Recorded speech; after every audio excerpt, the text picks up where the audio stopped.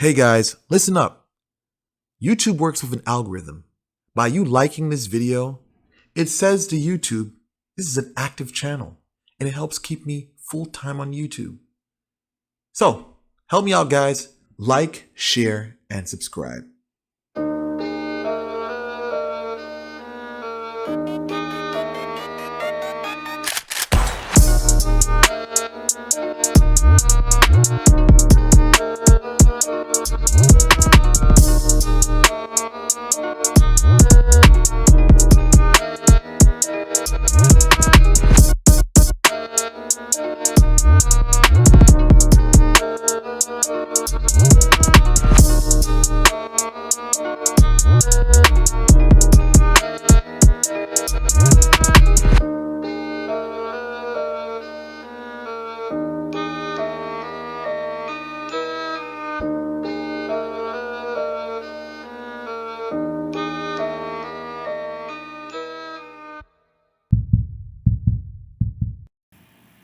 I know a lot of you like stories. I used to do a lot of story times late night. But today, I'm going to talk about my experience in London and why I feel that London is a very spiritual place. So, put your headphones on. Let's vibe. Because London's all about vibes.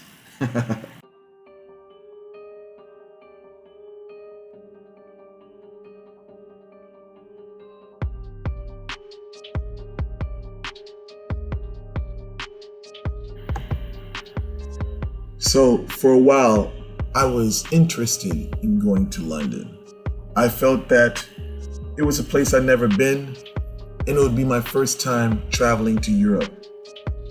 So I attempted this a while back, but I wasn't successful due to all the COVID restrictions.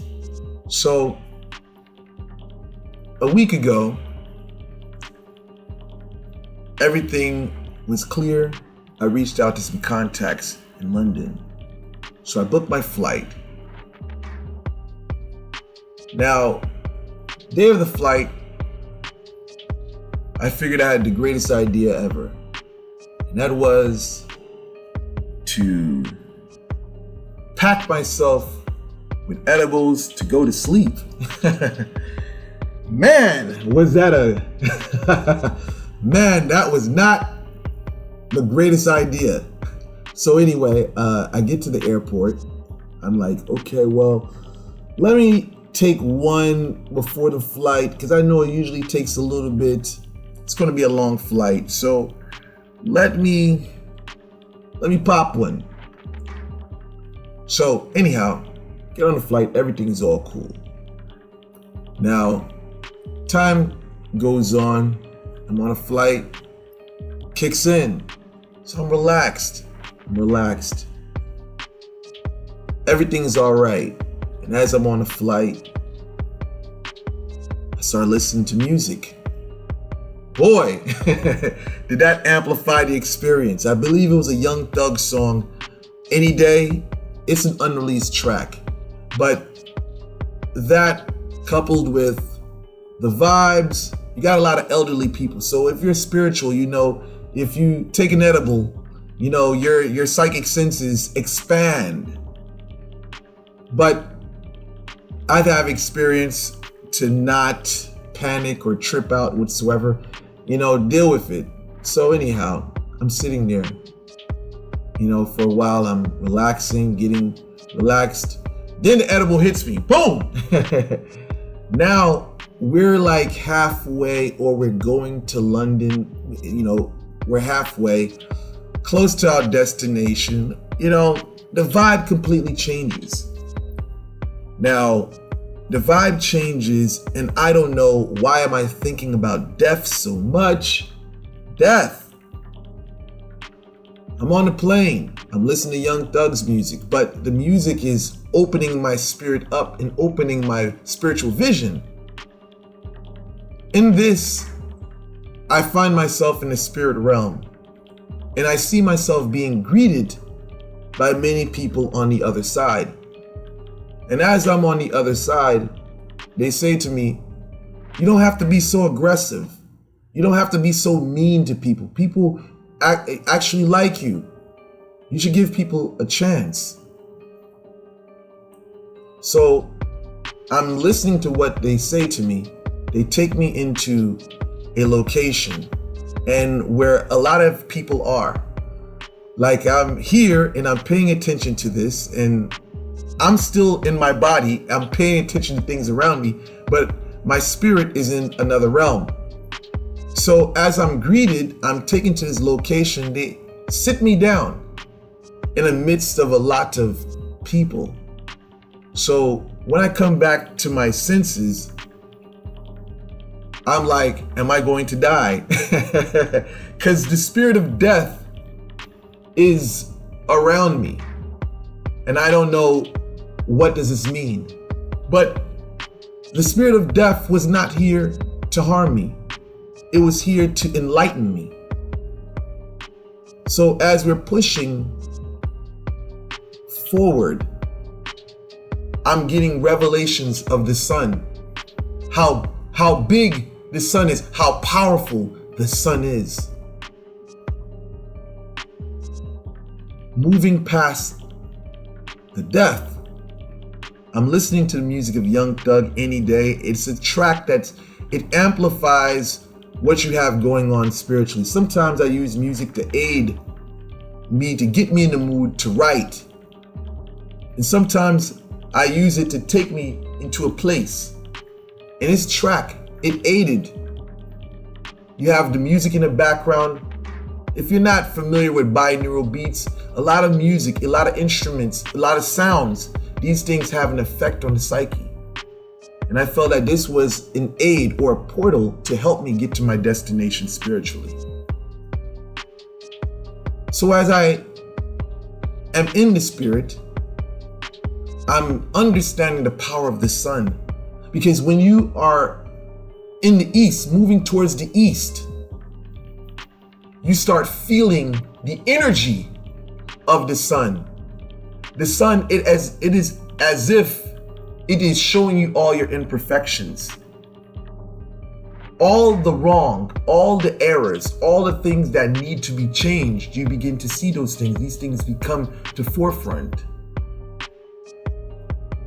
So, I don't know why is it that I'm feeling these vibes, but I understand that I'm going to a location that I've never been before. And as I'm there, I touch down.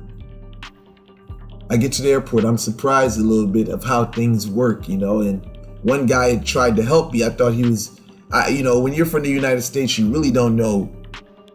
I'd rather say, when you're from the United States, you're not so apprehensive to accept people, strangers, especially when you're from the inner city and you've seen how things work in a third world country, you're in a foreign place you've never been before. So anyhow, this guy was trying to help me and I find myself snapping on him, but he says to me, listen, I'm not trying to harm you. I'm not trying to hurt you. This is how things are around here. So he explains to me that he worked for the airport. And so anyway, he was able to help me out with getting to my destination. Now, as I get to London, I'm kind of culture shocked by the things that I see. As I'm there, these vibes are still present. I'm high out my mind because as I was on the plane, I popped, I did one edible, then afterwards I did another one, then I did another one. So as I'm here, I'm still high out my mind.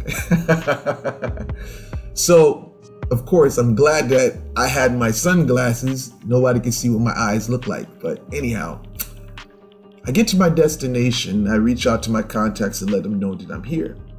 So anyhow, I met with a great contact of mine. This person, I could say, is fabulous. I'm not going to name their name for personal reasons and privacy, but this person enlightened me about the history of London, and I explained to them, prior to them explaining to me, was what I experienced. And they're a very spiritual person themselves as well.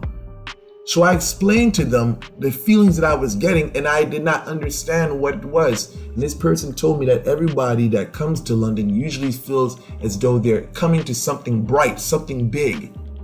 And it's as though when you are in London, it's like the sun does not feel the same way as it does in America on the East Coast. They say the sun rises in the east and sets in the west, so we can say that the power zone, I feel, is on the east.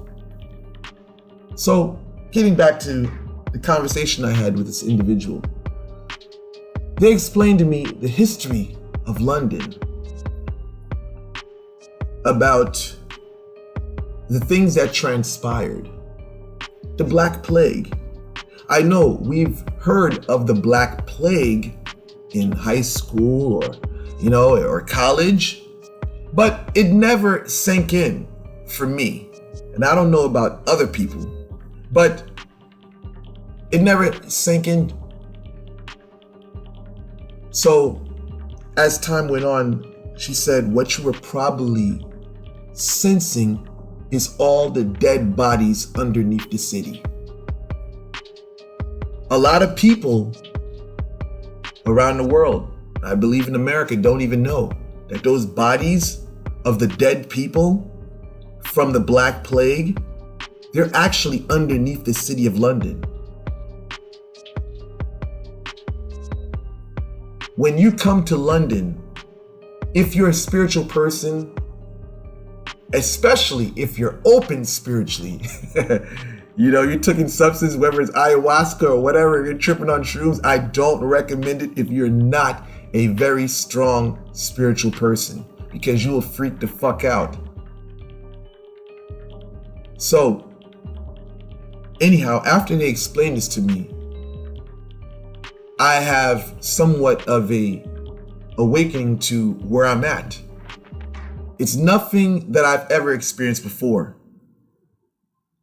Just imagine being in a city where underneath it is dead bodies of people who died from a very dangerous plague. I believe the days you had to live from the Black Plague was probably 3 to 4 days. 100% fatal. Just to think of the misery these people went through. When you contacted the plague, it was a flesh-eating bacteria, What people don't know, or some may not know, is that the plague was started by rodents, rats to be exact. The rats carried a bacteria. So the fleas carried this bacteria that would jump off the rats. It wasn't necessarily rats biting people. It was the fleas that were on the rats that infected these people. A lot of families were wiped away. I learned that half of the city of London was wiped away. Europe in general was nearly wiped away by the Black Plague. But I want to stay specifically on London. Families were wiped away. You had, if one was infected, then the whole family was quarantined in a household, and they could not leave for 40 days. I believe quarantine comes from the word quarantine or Latin or something like that. I'm not too sure, but the correct pronunciation of it, but quarantine comes from 40, because when you were quarantined, you spent 40 days inside your home, and that was literally a death sentence. So you have people that weren't infected but had family members that were infected. You were quarantined together. So the whole family died as a whole. So, understanding this, I was told that these places under the city are called plague pits. When there's excavations going on,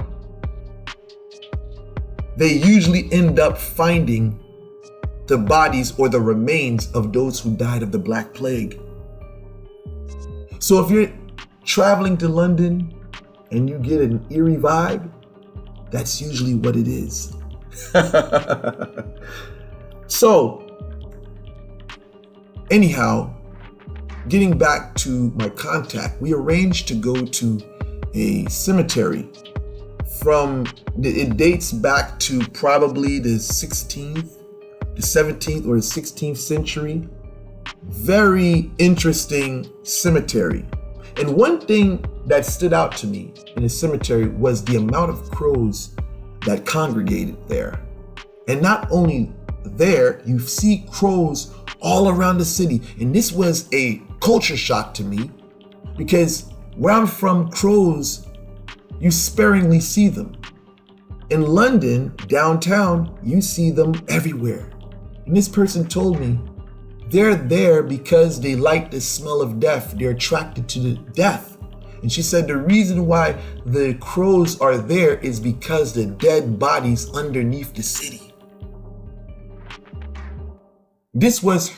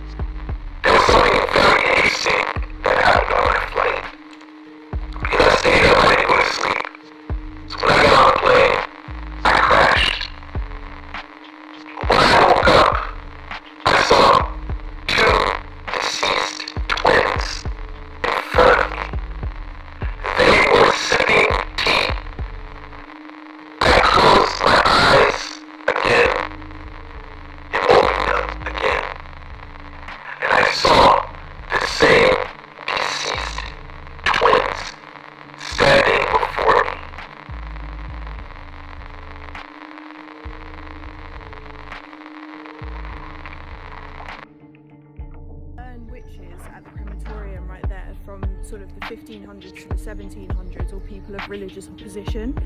and those people would scream out, and they would, like people that used to watch the people burning would say that their screams would pierce them so deeply that it was obvious that they created another dimension to escape to after their death. So that's all in the old literature, and all of these graves are all over 300 years old. It's the crematorium. So up until the early 1900s, they would bury people and give their ashes to their loved ones, but the real history of it is that obviously before it was sort of cleaned and done like this for the cemetery, back in the 15 to 1700s, so like 400 to 500 years ago, they would burn witches at the stake at this building, right in the middle where the dome is. They would burn witches at the stake. And yeah, they're basically people that would come and watch, because it was always like a family day out to come and watch people being sort of slaughtered, would say that their screams were so loud and so piercing that it was obvious that they had unlocked a portal to another dimension, that they'd gone from this world into the next purely through their scream. So this right here was the death chamber. If you can see the serpents on the door, that was always representative of people that were dying in death, or dying in a horrific manner, like a serpent or a snake attacking you, and the poison of it. So people under here, if you can see through the gap there, there's graves on the other side, so they would literally be under the dead that were already there and dying a slow and painful death. So these people would be starving and left there with nothing, literally in a dark chamber. That's why it's called the death chamber, just until they starved and rotted to death, basically.